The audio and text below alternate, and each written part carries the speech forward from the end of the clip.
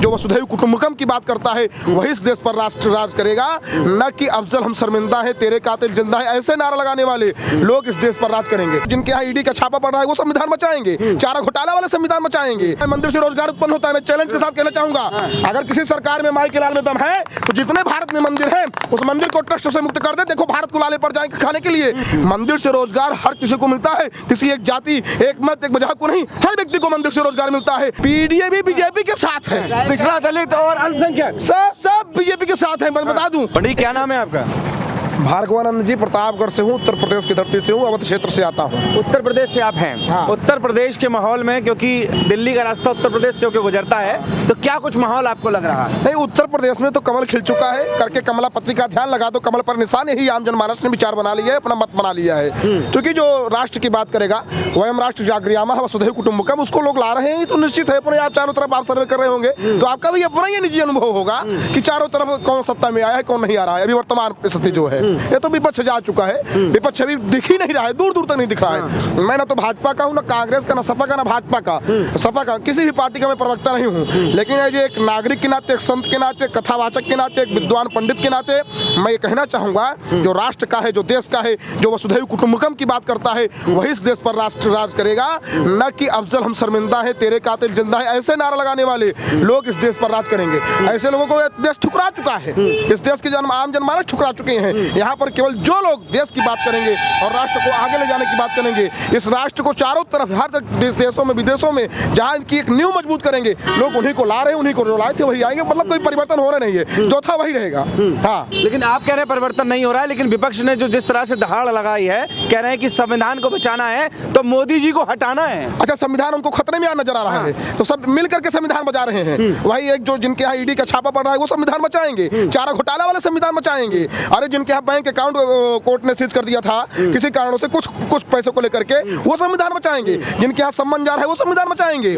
मतलब संविधान के लुटेरे संविधान बचाने आएंगे। क्या बात करते हैं? अरे विपक्ष भैया, लोग इकट्ठे वहीं होते हैं जहाँ पे उनको लगता है कि मैं जीत नहीं पाऊंगा, मैं हार जाऊंगा। इकट्ठे लोग कहाँ होते हैं? सत्य सदैव परेशान हो सकता है लेकिन पराजित नहीं हो सकता है, क्योंकि सत्य में जयते कहा गया है, धर्मो रक्षित रचिता कहा गया है, यतो धर्मस्ततो जय कहा गया है। इसलिए इकट्ठे बहुत लोग हो जाए।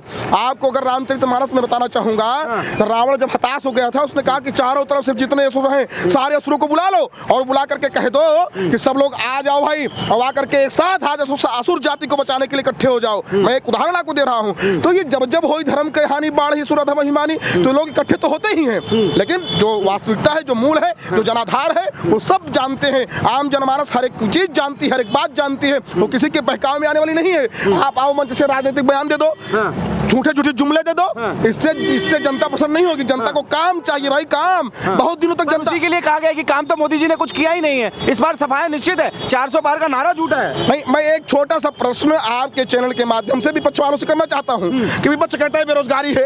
मैंने माना ठीक, अगर आपको लगता है आपके कहने पर बेरोजगारी है, तो इसके पहले 2014 के पहले किसकी सरकार थी? तो आपने बेरोजगारी खत्म क्यों नहीं कर दिया भैया? अगर खत्म कर दिए थे तो बची कहां से बेरोजगारी? और बची है तो इसका मतलब बेरोजगारी, मतलब बची है तो इसका मतलब आपने खत्म नहीं किया है। तो उसी ध्येय पर आप चले गए थे। सत्ता और जो विपक्ष है, इन दोनों का ये अपना काम है, आरोप प्रत्यारोप लगाते रहते हैं, लेकिन जो आम जनमानस है, जो जनता है, ये इसको बताने की कोई आवश्यकता नहीं है। ये हर बात जानते हैं, इनको बताने की आवश्यकता नहीं, चिल्लाने की आवश्यकता नहीं। चिल्लाता भाई। अब देखो, मैं एक फोटो देख रहा था कि भारत जोड़ो यात्रा में जो यात्रा कर रहे थे उस समय उसमें मैजिक वगैरह में लोग खड़े हुए थे, तो भारत जोड़ो के ऊपर खड़े हुए थे। ये कहाँ की नीति है, कहाँ की बात है? मैं किसी पार्टी का विरोध नहीं कर रहा हूँ। मुझे लगता है देश आज अपने देश के बेटे को चाहता है, देश उसको चाहता है जिसने देश के लिए त्याग किया है। आज देखो, व्यक्ति जाग करके आग तक सूख जाती है भाई, काम करता है। अरे आपको इतना नजर आए तो भारत की इकोनॉमी देखिए। लोग कहेंगे मंदिर से क्या होता है, मंदिर से रोजगार उत्पन्न होता है। मैं चैलेंज के साथ कहना चाहूंगा, अगर किसी सरकार में माई के लाल में दम है तो जितने भारत में मंदिर है उस मंदिर को ट्रस्ट से मुक्त कर दे। देखो भारत को लाले पड़ जाएंगे खाने के लिए। मैं कई चैनलों पर कह चुका हूँ, मंदिर से रोजगार ऐसे उत्पन्न होता है। किसी मंदिर की नींव पड़ती है कि मंदिर बना रहा है, तो मैं सबसे पहले वहाँ के मंदिर बनाने वाले इंजीनियर को पेमेंट मिलता है, पैसा मिलता है, उसका रोजगार हुआ। सरिया सीमेंट वाले को पैसा मिला, उसका रोजगार हुआ। बनाएंगे मजदूर, उसको रोजगार हुआ। बनाने के बाद जो कर्मचारी लगेंगे उसका रोजगार हुआ। मिस्त्री का रोजगार हुआ, और तो और चूना पोतने वाले, पुताई करने वाले, पेंटिंग करने वाले, फैन लगाने वाले, विद्युत वाले, सबको रोजगार मिला, मंदिर से मिला। पर महाराज नहीं, पूरी बात सुन दीजिए। उसके बाद चाट लगाए, टिक्की लगाए, फुल्की लगाए, समोसा लगाए, माली लगाए, और तो और जब जाते हैं सामान लेने के लिए कि मैं किसी मंदिर में दर्शन करने के लिए गया था तो किसी से पूछा, लड्डू लिया, भैया तुम्हारा क्या नाम है? उसने कहा मेरा नाम अब्दुल है। हम लोग पूछ करके नहीं लेते हैं। मंदिर से रोजगार हर किसी को मिलता है, किसी एक जाति, एक मत, एक मजहब को नहीं, हर व्यक्ति को मंदिर से रोजगार मिलता है। ये तो आरोप प्रत्यारोप लगाने का इनका काम है, ये इसको देश स्वीकार नहीं करेगा, नकार दिया है। लेकिन सवाल यही है ना कि 400 पार की बात करी है, राहुल गांधी ने कह दिया मैच फिक्स कर दिया, आपने मैच फिक्सिंग की तरह चुनाव को फिक्स करने का आरोप लगाया है। नहीं, आरोप इसलिए लगाए हैं कि उनको लगता है पहले से, भाई घोषणा कौन करता है? राम जी सदैव कहते थे, जबकि मैं बीजेपी से राम की तुलना नहीं कर रहा हूँ, राम कोई नहीं बन सकता, ना कोई हो सकता, लेकिन आदर्श में चलने का प्रयास कर सकता है। तो जिसको लगता है कि मेरे पर कॉन्फिडेंस है, मैं जीतूंगा, मेरा काम अच्छा है, मुझे लगता है कि मैं 4 घंटे कथा बहुत भी बोलूंगा, पब्लिक मस्त होकर सुनेगी तो मैं बोलूंगा। अब उनको लगता है मैं ये कर ही नहीं पाऊंगा भैया, तो आरोप लगाएंगे ही, वो पहले से डरे हुए हैं। इससे कहीं ना कहीं उनके बातों से ये बू आ रही है कि उनको लगता है कि भारत देश से मैं भागने वाला हूँ, भारत देश की जनता मुझे नकार चुकी है, मुझे यहाँ से भगा देगी, दूर दूर तक कांग्रेस मुक्त भारत हो जाएगा, मुझे लगता है। क्योंकि इनकी जो पार्टी की नींव रही है वो सदैव एक ही मत मजहब को लेकर रही है। राम मंदिर में किस प्रकार से निमंत्रण ठुकराया गया था, क्या ये भारत की जनता भूल गई? यही आम जनमानस को, जिन्होंने 1-1 रुपए हर व्यक्ति ने भगवान के पास अपना समर्पण भेजा था, उसको चंदा जीवी सब ये जनता भूल गई। आपको लगता है अब जन्म शर्मिंदा है तेरे कातिल जिंदा, इसको जनता भूल गई। आपने सीए का विरोध किया, इसको जनता भूल गई। सब ये जनता याद रखी है कि आप भारत का विकास कितना चाहते हो और कितना उत्थान चाहते हो, इसलिए जनता को बताने की आवश्यकता नहीं है। हर व्यक्ति पढ़ा लिखा है भाई, आप ये मत सोचो मैं ही पढ़ा लिखा हूँ, यहाँ पर हर व्यक्ति, मेरे यहाँ जो मजदूर है वो भी काम करता है, वो भी अपने आप में पूजनीय है। सनातन धर्म से लेकर के भारत में सदैव हर व्यक्ति को, निचले पायदान से ऊपर के पायदान तक हर व्यक्ति को पूजा जाता है। किस प्रकार से देखो बनारस का कॉरिडोर बना, महाकाल का कॉरिडोर बना, किस प्रकार से जितने मजदूर थे उन सब की पूजा की गई। देखो आप पुष्प वर्षा की गई, ये किसी और सरकार में संभव था क्या? आपको लगता है वहां पर, मैं तो अयोध्या का वासी हूँ, सरजू जी रक्त रंजित हो गई थी। आप सोचो पुल से फेंका गया था कार सेवकों को, कोठारी बंदूक की हत्या, वहां पर जाति देख करके गोली नहीं चलवाई थी भाई साहब कि ब्राह्मण मर रहा है, ठाकुर। भाई अखिलेश यादव कह रहे हैं कि जनता को, ये जो भारतीय जनता पार्टी है, मोदी सरकार है, इसको न तो सिर्फ दुनिया बल्कि मतलब देश न कि बल्कि दुनिया में भी लोग थू कर रहे हैं। स्पष्ट बयान दिल्ली से दिया है। मुझे लगता है कि अखिलेश जी के ऊपर इतना ये हो चुका है अखिलेश जी के साथ कि उनके चारों तरफ यही नजर आ रहा है। अखिलेश जी को देखो, अभी आप राज्यसभा चुनाव में देखो किस प्रकार से उनके ही मंत्रीगण किस प्रकार से खिसक लिए, जाओ भैया रास्ता, आपको बहुत दिनों तक साथ दिया, अब अन्याय में साथ नहीं देना है। कहने का मतलब इनका दूर दूर तक कोई जनाधार नहीं है।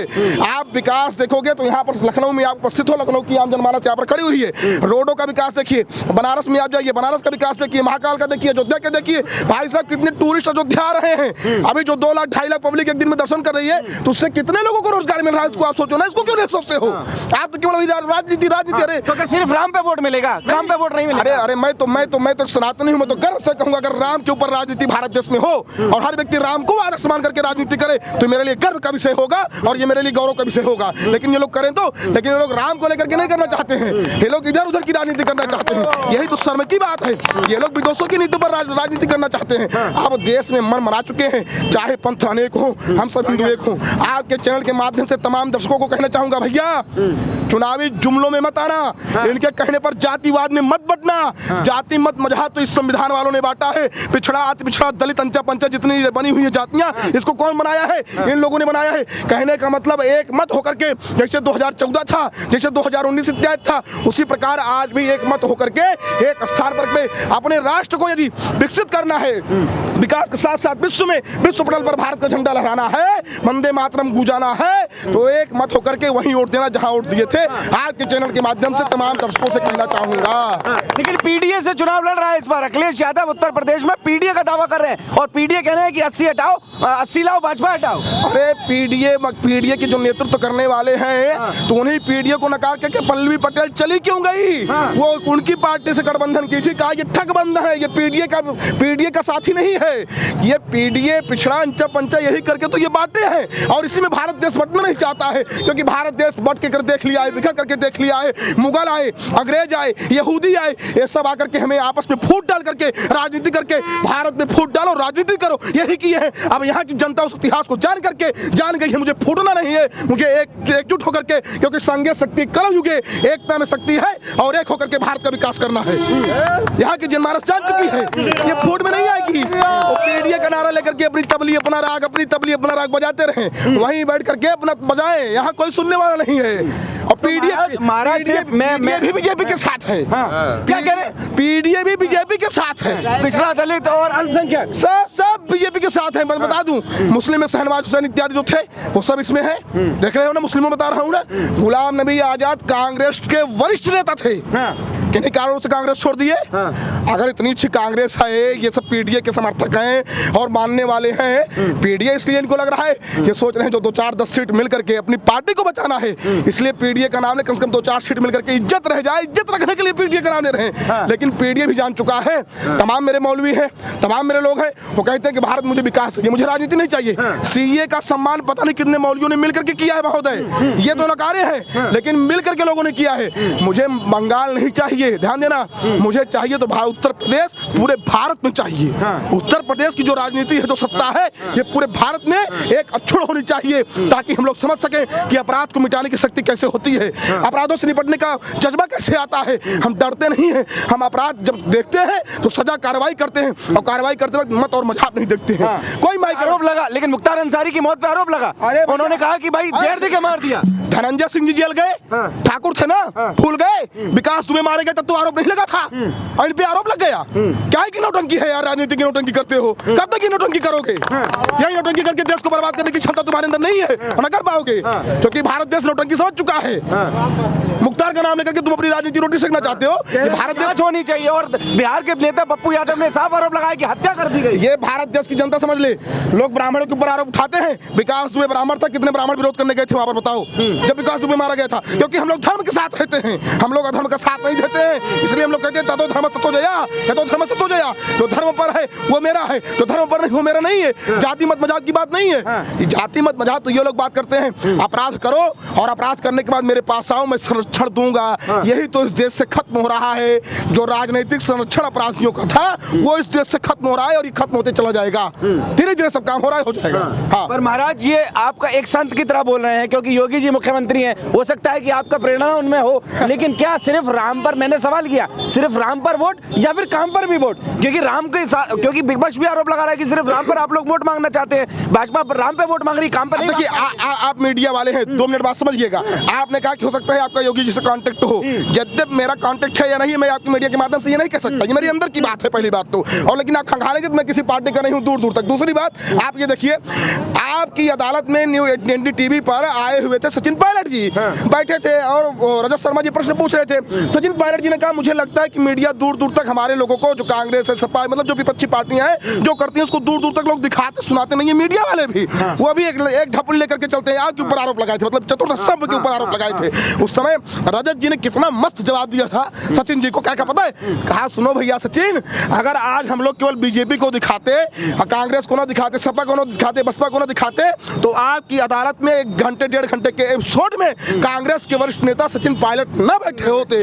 तो ये आरोप लगाना जिनका काम है, ये अपना आरोप लगा करके अपनी राग अपनी ढपुली करे। यहाँ चारों तरफ जनता जान चुकी है, और जनता ने एक मत बना लिया है कि एक ही नाम, एक ही नारा, एक ही नाम, जय श्री राम, जय श्री राम। और जो राम की शरण में जाएगा उसका अपने आप कल्याण होगा, क्योंकि राम जी की ये स्वभाव है। राम जी का, अरे इनको मौका मिला था भैया, चलो तुम्हारे पिता ने गलती की, गोली चलवाई, माफ कर दिया जाएगा, ठीक है, तुम आ जाओ अयोध्या में प्राण प्रतिष्ठा महोत्सव में आ जाओ। लेकिन उन्होंने कहा मैं वहां भी नहीं जाऊंगा, क्योंकि मेरी जो परंपरा रही है राम विरोधी की, मैं उस लिस्ट से निकलना नहीं चाहता हूं। अगर उस समय आए होते, कुछ न करते, केवल भगवान की शरण में। अच्छा, सपा वाले कहते कि बाद में गए थे, अरे बाद में खाक लेने गए थे वहां पर। जिस दिन हमारे यहाँ उत्सव है, मौका है, उस दिन आपके यहाँ लोग ना आवे और उस निमंत्रण को ठुकरा दें और बाद में मिलने आवे तो आपको अच्छा लगेगा? मैं कहना चाहूंगा तो उस दिन अखिलेश गए होते, और राम जी जब माफ कर देते तो भारत देश की तमाम जनता माफ कर देती। राम जी का तो ऐसा स्वभाव रहा है, रावण का छोटा भाई, रावण राक्षस था, रावण का छोटा भाई विभीषण जब भगवान की शरण में आया, और शरण में जैसे आया तो भगवान ने उसे अपना लिया, क्योंकि ये तो आदत है हम सनातनियों की। हमारे भगवान राम से प्रेरणा मिलती है कि जो सभी ते आवा शरणाई रखिए होता है प्राण की नाई, अरे शरणागत कहु जे तजई निजानित अनुमान ते नर पावर पाप में तिन्ह बिलो का ध्यान। भारत अब बटने नहीं जाएगा भैया, भारत ने मन बना लिया है। अयम निजा परोवेति गणना लघु चेतसाम उदार चरिता नाम तो वसुधैव कुटुंबकम। हम लोग एक व्यक्ति के सुखी होने की बात नहीं करते हैं, हम लोग एक व्यक्ति को निरोगी होने की बात नहीं करते हैं। हम लोग संपूर्ण विश्व में सर्वे भवन्तु सुखिनः सर्वे सन्तु निरामयाः सर्वे भद्राणि पश्यन्तु मां कश्चित् दुर्भाग् भवेत्। ये नारा कहीं लगता है तो भारत देश में सनातन धर्म में लगता है और कहीं नहीं लगता भैया। पंडित जी थक गए आप, बड़ा खतरनाक बोल रहे हो। नहीं अभी थकूंगा नहीं। देखिए हनुमान तई परसा कर पुन किन प्रणाम राम काज किने बिन मोय कहा विश्राम। मैं आपको 2 घंटे की चुनौती देता हूँ, 5 घंटे की, 10 घंटे की, जितनी आपकी क्षमता डिबेट कीजिए, मैं ऐसे ही बोलूंगा। लेकिन देखिए चूंकि हनुमान तई परसा कर पुन किन प्रणाम राम काज किने बिन मोय कहा विश्राम, राम के काम में अगर बोलना पड़े तो सर्दी जुकाम हुआ है, मैं कथा करके आया हूँ, सर्दी जुकाम से परेशान हूँ तो उसका प्रभाव तो रहेगा ही। हाँ इस सर्दी जुकाम के प्रभाव में आपने पब्लिक इकट्ठी कर दी, आपको पता है? ये मैंने नहीं इकट्ठा किया है। ये दर्शाता है, दिखाओ कैमरे से चारों तरफ दिखाओ, कैमरा करके दिखाओ भाई। ये दर्शाता है कि भारत देश की आम नागरिक जाग चुकी है। ये स्वयं दिखाने के लिए आए हैं कि हम लोग भारत के हर एक विकास में कदम से कदम मिला करके चलेंगे। मेरे कहने पर नहीं इकट्ठे हुए हैं, मेरे बाणी पर नहीं इकट्ठे हुए हैं। मैं तो उनका कृतज्ञ हूँ, मैं तो उनका आभारी हूँ कि इन्होंने सपोर्ट किया है और ये करके दिखा दिया है आपके चैनल के माध्यम से। हम लोग भारत और भारत को आगे ले जाने वाले के साथ हैं, न कि भारत को बांटने वाले की। और जरा लोगों से पंडित जी बात करना बहुत जरूरी है। आपका क्या नाम है? देवान सिंह। और युवा हैं आप, हाँ। किसको चुनेंगे इस बार? मोदी सरकार। मोदी सरकार को। उन्होंने तो राम पे चुन लिया, काम पे चुन लिया, आपने किस लिए चुना बताएं? हमने इसीलिए चुना क्योंकि वो देश का साथ, देश का विकास करना चाह रहे हैं। हाँ। इसलिए चुना। हाँ। उनने राम मंदिर बनवाया, उनने सारा चीज करवाई जो हाँ। जो विपक्ष नहीं कर पाएगा। हाँ। ये चीज हम लोग चुनना। राहुल गांधी तो कह रहे हैं कि विपक्ष सत्ता ने कुछ किया ही नहीं है, काम कुछ हुआ नहीं है। क्या नहीं किया? यहाँ पे ये पुल बन रहा है, वहाँ पे राम मंदिर बना, अभी मथुरा में काम बाकी है, काशी में होने जा रहा है। क्या नहीं हुआ अपने यहाँ अभी? सब तो सिर्फ मथुरा काशी बाकी है या फिर कुछ काम और भी किए हैं? और क्या नहीं किए, सब तो कर ही रहे हैं। हाँ। और बताइए क्या कितने एम्स की बात होती है, कितने इंफ्रास्ट्रक्चर की कितना काम विशेष हुआ है? क्या अभी एयरपोर्ट बन ही रहा है, उधर सारा काम चल ही रहा है, हर जगह पे जहाँ करना चाहिए। तो सपोर्ट कर रहा है युवा इस बार? हाँ। अखिलेश यादव विपक्ष में है, राहुल गांधी विपक्ष में है, और कई संगठन है, किसको चुनेंगे? हमारा हिंदू धर्म जो कहता है, जिसको मानता है, हमारे जय श्री राम जिसको बोलते हैं राम जी, हम उसको चुनेंगे। राम जी कहते हैं, राम मंदिर बनाया, राहुल गांधी ने कहा कि 11 लोग को खड़े करवाए, वकीलों को 11 वकीलों को खड़े कराए। लेकिन एक हमारे थे पंडित जी जिन्होंने अपना दिखाया, फिर राम मंदिर बना। लेकिन विपक्ष ने क्या कहा? राम मंदिर हम नहीं बनने देंगे, लेकिन तब भी राम मंदिर बना क्योंकि ये हमारा हिंदू धर्म कहता है, इसलिए हमने बनवाया राम मंदिर। इसीलिए बना है राम। हाँ। और राम मंदिर बन गया है तो आप वोट डाल देंगे? नहीं डालेंगे, लेकिन इतना बड़ा काम जो इतने आप ये बताओ, उनको डाल दे जो बिना कोर्ट के, बिना किसी मतलब के वहाँ पर बाबा विश्वनाथ में ज्ञानवापी मंदिर के अंदर जबरन 93 में पूजा बंद करा दिए थे बिना कोर्ट के आदेश पे। उनको वोट डालें जो कोर्ट को भी नकार देते हैं, कोर्ट को भी नहीं मानते हैं, जबरन पूजा बंद करा दी थी, उनको डाले। अरे राम मंदिर भारत का, इसको सब जानते हैं, बताने की आवश्यकता नहीं है। अरे यार बाबर आए तो बाबरी मस्जिद आई, बाबर उसके पहले कहाँ था? बाबर उसके पहले था कहाँ? बाबर आए तो बाबरी मस्जिद आई, उसके पहले राम जी थे और राम जी की अयोध्या ही प्रमाण अनेक मिले थे। तो हमने कोर्ट के प्रणाली से, न्याय प्रणाली से उस हथकंडे को अर्थात अपना करके अपने भगवान की जन्मभूमि को पुनः प्राप्त किया है, ना कि मैंने अपने सत्ता के बल पर और प्रशासन के बल पर एकाएक किसी भी व्यक्ति के दिल को दुखा करके। अच्छा दूसरी बात ये कहेंगे ईवीएम में कमी है। अब अगर वो 400 पार का नारा पहले ही दे देंगे तो विपक्ष तो आरोप लगाएगा। अच्छा ये बताइए, मैं चुनाव में उतरा हूँ, मैं जा रहा हूँ वोट मांगने के लिए, मैं क्या कहूँगा? मैं हर व्यक्ति से यही कहूँगा ना, मैं विधानसभा जीत के बैठा हूँ, भले ही मैं हार रहा हूँ, मैं जीत की विधानसभा बैठा हूँ। तो इसका मतलब है कि ये कहें कि मैं विधानसभा हार रहा हूँ, ये कहते मैं 2 सीट ला रहा हूँ। अरे तुम भी 400 का नारा दो, तुम्हारे अंदर जज्बा नहीं है, तुम्हारे अंदर औकात नहीं, तुम 400 का नारा दो। तुमको पता है कि मेरी 400 के बजाय 40 भी आना बहुत महापर्वत है। अगर 40 भी मेरी आ जाए तो महापर्वत है, तो 400 का नारा कहाँ से दोगे? कहेंगे ईवीएम में कमी है, तो जहाँ पर कांग्रेस की सरकार है, जहाँ पर टीएमसी की सरकार है, ममता जी की सरकार है, वहाँ ईवीएम में कमी नहीं है। जहाँ पे जीत जाए वहाँ ईवीएम सही है, जहाँ हार जाए ईवीएम खराब है। गजब का यार नौटंकी करते हो। भारत देश का हर नागरिक जान चुका है। और पुनः लग लेकर के कमलापति का ध्यान और लगा दो कमल पर निशान। इसी बात पर चाहे पंथ अनेक हो, हम सब हिंदू एक हो।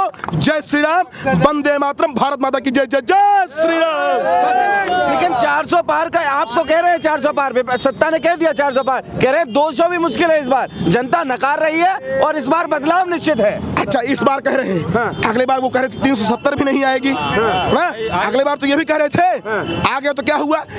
नेताओं का काम है, जो नेता केवल अपने राजपद के लिए चुनाव लड़ते हैं, राजपद के लिए काम करते हैं, उनका काम है 24 घंटे झूठ बोलना। इसको पूरी जनता जानती है, 24 घंटे झूठ बोलना।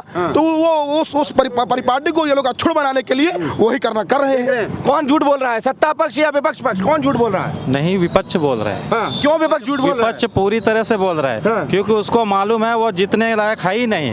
ना सिर्फ वोट मिलेगा विकास पे, राष्ट्र पे, देश पे। जो मोदी जी, योगी जी ने कर दिया वो अभी तक कोई नहीं किया। जो 370 देश से हट गया ना, किसी के लाइफ में पैदा नहीं हुआ जो हटा सकता था। जो 500 वर्षों बाद हमारा राम मंदिर बन गया, उस पे भी कोई राम मंदिर बना नहीं सकता। जो हमारा काशी भाई, बीच में बोलना चाहूँ, 370 नहीं हटा, 370 सी हटा है, जिसमें तो आप सिर्फ जमीन खरीद सकते हैं। बाकी जो वहाँ पर गतिविधियाँ जैसे चल रही थी वो वैसे ही लगी हुई हैं। सिर्फ मोदी जी, अरे होगा क्या, हटाना होता हटा दे, खाली वो अडानी जमीनें खरीदवा दे, अडानी को जमीनें खरीदवा दे बस। और कोई 370 सी हटा। क्या चाहते क्या है? आपकी नजर में अच्छी सरकार किसकी सरकार? भाई अच्छी सरकार कांग्रेस है। कांग्रेस है, बिल्कुल। बहुत बढ़िया। अच्छा, कांग्रेस ने क्या विशेष कार्य किए और क्या करने चाहिए? अरे भाई साहब, ये जो इधर आ जाओ, न्यू तो उन्होंने रखी है, न्यू तो उन्होंने रखी है, न्यू तो हर चीज उन्होंने रखी है। कोई पक्ष में है, सीट देख लो। देखिए, नहीं, कांग्रेस की सीट यही देखो, कांग्रेस की सीट यही देखो, एक सीट कांग्रेस को मिली है और जितने पब्लिक है सब बीजेपी के हैं। सीट यही देख लो। हाँ भाई, आप बता रहे हैं कि कांग्रेस आ रही है, सत्ता में आ जाएगी। बिल्कुल आना चाहिए, आना चाहिए, बिल्कुल आना चाहिए। प्रधानमंत्री कौन होना चाहिए? राहुल गांधी होना चाहिए। कौन होना चाहिए? राहुल गांधी होना चाहिए। कह रहे हैं राहुल गांधी प्रधानमंत्री होना चाहिए पंडित जी। अच्छा, ओ नहीं, राहुल गांधी जी प्रधानमंत्री हो, इनके कहने पर जिनको क्षमता नहीं मुझे कब कहा क्या बोलना है, क्या करना है, कहाँ उठना है, कहाँ बैठना है, जिनकी इतनी बौद्धिक क्षमता नहीं अपने निजी विचारों को समझ सके, वो देश के विचार को क्या समझेगा? वो देश की भावनाओं को क्या समझेगा? कभी समझा है देश की भावनाओं को? मेरे कहने का मतलब, अगर आपको समझना है तो इस भारत देश की माटी में जन्म लेकर के भारत देश की आम जनता के साथ पहले आपको कुछ दिन रहना होगा, तभी आप लोग की भावनाओं को समझ पाओगे। मनमोहन जी की सरकार थी ना, मैं निचले पायदान पर खड़े व्यक्ति मजदूरों की बात करता हूँ कि बहुत से व्यवस्थाएं बनी, बहुत से काम हुए, कितने मजदूरों के ऊपर माल्यार्पण किए गए, कितने मजदूरों का पांव धुला गया, कितने मजदूरों के ऊपर पुष्पगुच्छ की वर्षा हुई, क्योंकि यहाँ तक इनकी सोच है ही नहीं, यहाँ तक इनकी क्षमता नहीं है। तो क्या करें? इन महोदय को कांग्रेस की सरकार चाहिए, राहुल जी प्रधानमंत्री चाहिए, ये बनाए। बाकी आम जनता जितनी हो उसको अभी आवश्यकता नहीं है। हाँ, पूछ ले और लोगों से। कांग्रेस में ऐसा है, क्योंकि जो कांग्रेस में अच्छे लोग हैं, कांग्रेस स्वयं उनको आगे ला ही नहीं रही है। परिवारवाद का इतना बड़ा जहर है कि कांग्रेस में जो अच्छे वक्ता है, जो अच्छे काम करने वाले, अच्छे सोच बूझ वाले हैं, उनको राहुल गांधी से बेहतर प्रधानमंत्री और कांग्रेस में नहीं हो सकता। फिलहाल तो नहीं हो सकता कोई। राहुल गांधी से बेहतर प्रधानमंत्री कांग्रेस में नहीं है। माफी चाहता हूँ ये बोलने के लिए, उनसे भी बेहतर होंगे ऐसा नहीं कहूँगा, लेकिन प्रेजेंट टाइम में वो एक अच्छे भावी नेता हैं और उनको इस चीज का नॉलेज है। लोग मीडिया ने उन्हें बदनाम कर दिया है। कौन मीडिया ने बदनाम कर दिया? मीडिया का है बदनाम कर दिया? नहीं भाई साहब, मैं आपकी बात नहीं कर रहा हूँ, मोदी मीडिया की बात। आप कहते हैं शक्ति से लड़ेंगे तो आप गिरेंगे ही ना। आप कहेंगे जब शक्ति से लड़ेंगे तो आपको गिरा जाएगा ना। आप अपनी बातों में आप गोदी मीडिया है, आप गोदी मीडिया है। तो भाई पप्पू कह के उनका एक इमेज क्रिएट कर दी है, खराब कर दी। मीडिया ने किया, उन्होंने नहीं किया। भाई हम आपसे नहीं बात करें, भाई हमें बात कर लें दो। विशेष क्या काम कर दिया? जो ऐसा विशेष क्या काम किया बताइए। भाई विशेष काम क्या किया उन्होंने? उनको मौका तो दीजिए एक बार। किसको मौका? कांग्रेस इससे ज्यादा राहुल जी को अलग से मौका चाहिए। बिल्कुल मौका चाहिए। किसने कहा 55-56 साल सत्ता रही? किसने? कौन रहा सत्ता? राहुल जी थे। अरे राहुल जी तो 56 साल अभी के हैं। हाँ, राहुल जी थे सत्ता में, कभी किसी पद पर है, किसी आप चाहते हैं किसकी सरकार? देखिए, सरकार जिसकी भी है, फिलहाल विकास होना चाहिए। विकास कौन करेगा? क्या चीज? कौन कर रहा है? कोई भी सरकार हो, देखिए सीधी बात, देखिए सीधी सी बात है, सरकार बदले, परिवर्तन हो या ना हो, सीधी सी बात है, देश का विकास। कह रहे हैं मौका देना चाहिए राहुल गांधी को, मौका देना चाहिए। अगर भैया का जवाब दे रहा हूँ, हाथ नीचे करिए। नहीं मैं आपका ही जवाब दे लड़ाई वाली बात नहीं है। मैं कुछ बोल नहीं रहा हूँ, मैं ये बोल रहा हूँ, अगर राहुल गांधी प्रधानमंत्री बनने के लायक होते तो अमेठी छोड़ के वायनाड नहीं जाते। ये देख लीजिए, अगर मोदी जी प्रधानमंत्री हैं और कहाँ रहते हैं, कहाँ गुजरात से होके बनारस में चुनाव जीत रहे हैं, प्रधानमंत्री ये होता है। मैं ये बता दूं, मैं ये बता दूं, अभी आपको को इतनी देर के अंदर राहुल गांधी के एक समर्थक भैया जी मिले, ठीक है, मेरे अपने हैं, अच्छे हैं, भारत के नागरिक हैं, मेरे अपने भाई हैं ये, लेकिन थोड़ी देर के लिए उन्होंने कहा कि थोड़ी देर, अच्छा बातों में तो कह दिया कि राहुल जी को प्रधानमंत्री बना दो। अब दोबारा आपका माइक किया तो ये क्या कहे, नहीं उनको नहीं, मेरे मुख से निकल गया। कांग्रेसियों का यही विश्वास है, कांग्रेसियों का अपने ऊपर यही आत्मविश्वास है, उनके ऊपर स्वयं आत्मविश्वास नहीं हो, स्वयं दृढ़ नहीं है कि मैं क्या कहूँ, किसको प्रधानमंत्री बनाऊं, किसको ना बनाऊं। इसलिए आज तक कभी कांग्रेस की सीटें क्लियर पूरी नहीं हो पाई हैं, रोजे बैठक चल रही है, रोजे कितनी बैठक हो रही है। नहीं बोली मैंने ये बात नहीं, मैंने कहा उनसे नहीं आप कैमरे में रिकॉर्ड है, प्रेजेंट नाम मेरा नाम मनीष कुमार है। आपने अभी, अब बताइए, आगे बताइए। मैंने ये नहीं कहा कि उनसे अच्छा कोई नहीं, उनसे अच्छे भी पड़े हुए हैं कांग्रेस में। आपने सबसे पहला जवाब दिया राहुल गांधी कांग्रेस में, कांग्रेस से होना चाहिए तो प्रधानमंत्री होना चाहिए। मैंने यही तो दिक्कत, अरे यही आरोप कांग्रेस पर बराबर लगता है सर, इसको समझिए। मैंने क्या बोला विशेष कांग्रेस, अच्छा मैं वही तो कहना चाह रहा हूँ, मोदी जी ने क्या कैसे खराब काम किए जो आपको पसंद नहीं आ रहे, वो भी बता दीजिए। भाई वो कुछ करते ही कहाँ है, वो तो फोटो खिंचाते हैं, फोटो खिंचाते हैं, कुछ किया ही नहीं है। करते ही कहाँ है, अभी तक कुछ काम विकास नहीं वो हुआ है। करते ही कहाँ है, देश में विकास नहीं हुआ, कुछ नहीं हुआ, देश में विकास नहीं हुआ, सिर्फ फोटो खिंचाते हैं। नहीं विकास, भाई साहब ने बड़ी अच्छी बात की, झूठ नहीं बोला है भाई साहब ने, आप ऐसा कैसे कह रहे हैं, भाई साहब ने झूठ बोला। ये कह रहे हैं कि उस व्यक्ति के फोटो खिंचाने में इतनी बड़ी ताकत है कि जाकर के लक्षद्वीप में बैठ गए, पूरा भारत उधर मुड़ गया, विदेशों को लाले पड़ गए। इनका कहने का मतलब ये है कि मोदी जी के फोटो में इतनी ताकत है, फोटो लक्षद्वीप में खिंचा ले तो पूरा देश उधर मुड़ जाता है, विदेशी भाग आते हैं और लगता है कि मुझे झटका लग गया। तो सोचो काम कितना बड़ा होगा, जब फोटो में इतनी क्षमता है तो काम कितना बड़ा होगा। भाई साहब का ये कहने का मतलब है फोटो खिंचवाते हैं और बढ़िया उस पर प्रभाव पड़ता है। वही मालदीव में फोटो खींची, 10 कदम चल गए, एक देश की अर्थव्यवस्था की देख लो कहाँ पहुँच गए। हाँ ये हाल है। आप भी कुछ कहना चाह रहे हैं? बस अब की बार 400 पार मोदी सरकार, बस। मैं तो राहुल गांधी ने आरोप लगा मैच फिक्स कर दिया। नहीं कुछ नहीं, कोई फिक्स नहीं, उनकी मेंटेलिटी वो है, वो हाँ उनकी 100 में से आप एक जरूर मिले, लेकिन और कोई व्यक्ति जो है कांग्रेस का समर्थन देखो ये हालत है, कांग्रेस जबरदस्ती खिंच के ला रहे हैं कि आओ चलो मेरे पास, चलो मेरे पास। कोई झंडा लेके नहीं हूँ, एक मैं भी आम आदमी हूँ, मैं भी नॉर्मल बात कह रहा हूँ। अगर मुझसे कुछ कह रहा है तो मैं भी उसकी बात को दादा आओ बोलो, अगर कोई कांग्रेसी नहीं है, कोई भाजपा ही नहीं है, ठीक है। अमेठी मेरे बगल का जिला है, मेरा बगल जिला प्रतापगढ़ है भैया, मेरे बगल जिला प्रतापगढ़ है, अमेठी मेरे एकदम सटा हुआ है, मैं अमेठी की अच्छी से स्थिति जानता हूँ। अमेठी में कांग्रेस के लिए लोग मरते थे, राजीव गांधी जी थे तो अमेठी के वासी मरते थे।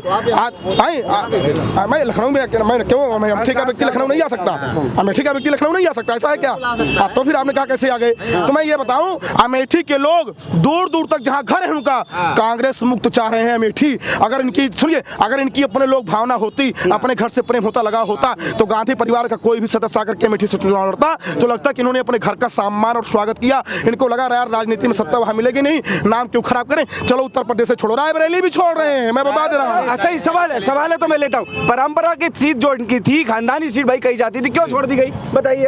अब इस बारे में तो मैं नहीं कुछ कह पाऊंगा। तो आप तर्क रखिए ना, आपने ये तो कह दिया कि मोदी ने कुछ नहीं किया, पर वो सवाल जब कर रहे हैं तो उसका भी जवाब, उन्होंने जवाब दिया, भी जवाब दिया। नहीं मैं इस बारे में नहीं कुछ कह पाऊंगा क्योंकि क्यों छोड़ दी गई मैं नहीं बता पाऊँ, मुझे नहीं पता इस बारे में, उसके बारे में क्या पता है ये बता दीजिए। नहीं मुझे इतना पता है कि उन्हें मौका मिलना चाहिए एक बार, और वो बहुत अच्छे हैं, वो ज्यादा पढ़े लिखे हैं, इससे ज्यादा सहनशील हैं, दिमागदार हैं और वो अच्छा करेंगे देश के लिए, ठीक देश हित में काम करेंगे।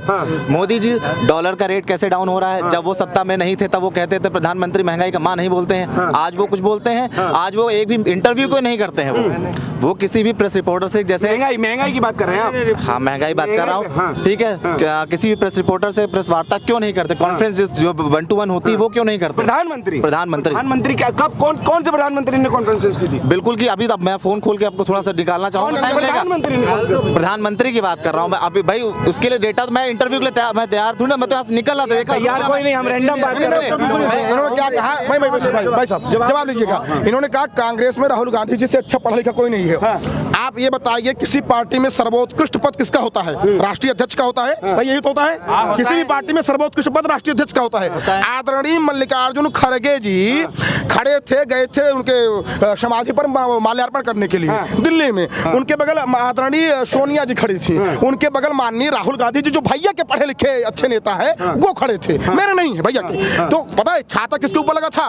सोनिया जी के ऊपर लगा था। छाता किसके ऊपर? सोनिया जी के ऊपर। खड़गे जी किनारे अरे जो पार्टी का सम्मान न कर पावे, पार्टी के बड़े बुजुर्गों का सम्मान न कर पावे, वो पढ़ा लिखा है? अगर राष्ट्रीय अध्यक्ष की वैल्यू होती है तो देख रहा हो तो भारतीय जनता पार्टी में देखियो, प्रधानमंत्री जी अगर जेपी नड्डा जी किसी मंच पर रहते हैं तो किसका सम्मान करते हैं? जो अपने पार्टी के नेतृत्व का गुलाम नबी आजाद जैसे जिन्होंने पूरी जिंदगी खपा दी। आप लोग कहेंगे उनको बीजेपी में जाना था, वो बीजेपी में भी नहीं आए, पूरी जिंदगी कांग्रेस के लिए खपा दी, चले गए। आचार्य प्रमोद कृष्णम जी पूरी जिंदगी कांग्रेस में रहे, डिबेट पे बैठे थे तो उनके लिए पास बोलने के शब्द नहीं रहते थे, छोड़ के चले गए, वो बीजेपी में भी नहीं आए हैं। मैं कहने का मतलब आप सोचिए कांग्रेस मतलब सवाल ये कि क्यों कांग्रेस छोड़ के जा रहे हैं? उत्तर प्रदेश के कांग्रेस के उत्तर प्रदेश के अध्यक्ष आए थे राम मंदिर का दर्शन करने के लिए, लेकिन इन्होंने नकार दिया था। ये अपने कार्यकर्ताओं की, अपने नेताओं की भावनाओं को नहीं समझती हैं। कितने कार्यकर्ताओं की भावना थी, कितने कांग्रेसियों की भावना थी, हिमाचल के कांग्रेसी की नेता की भावना थी क्या करके दर्शन करेंगे, उन सब की भावनाओं को दबा दिया। लेकिन भारतीय जनता पार्टी निचले पायदान से लेकर के उछले पायदान तक हर व्यक्ति की बात सुनती है। जो हर व्यक्ति की बात सुनेगा वही देश की जनता की बात सुन सकता है। क्यों कांग्रेसी छोड़ के जा रहे हैं? सारे बड़े नेता क्यों चले गए? अरे बहुत से बीजेपी वाले भी तो जा रहे हैं। देखिए जा रहे हैं। और सुनिए जैसे इन्होंने कही कि प्रधानमंत्री बात तो अभी परसों की थी, आडवाणी जी को जब भारत रत्न दिया गया, ठीक है, तो मोदी जी वहाँ बैठे हुए, हमारे देश का सर्वोच्च सबसे प्रथम व्यक्ति राष्ट्रपति होती है, मुर्मू जी खड़ी हुई थी, बस राष्ट्रपति मुर्मू खड़ी हुई थी, राष्ट्रपति मुर्मू खड़ी हुई थी। ये पूरी फोटो नहीं देखे, अगर मैं इनको फोटो दिखा दूंगा, तीनों लोग बैठे हैं, जब उनको पहनाने गई थी भारत रत्न का सम्मान उस समय वो खड़ी हुई थी, उस समय फोटो शूट हुई है। अगर मैं दिखा दूंगा तीनों लोग सीट पर बैठे हैं तो क्या मानेंगे? ये सोशल मीडिया वायरल वाली खबर मैंने देखा था, मैंने फोटो देखा, मैंने देखिए डीपली जाना चाहिए, मैंने डीपली लेकर मैंने ये फोटो, अगर एक बात कहने वाली है तो कैप्चर कोई भी कहीं से सकता है।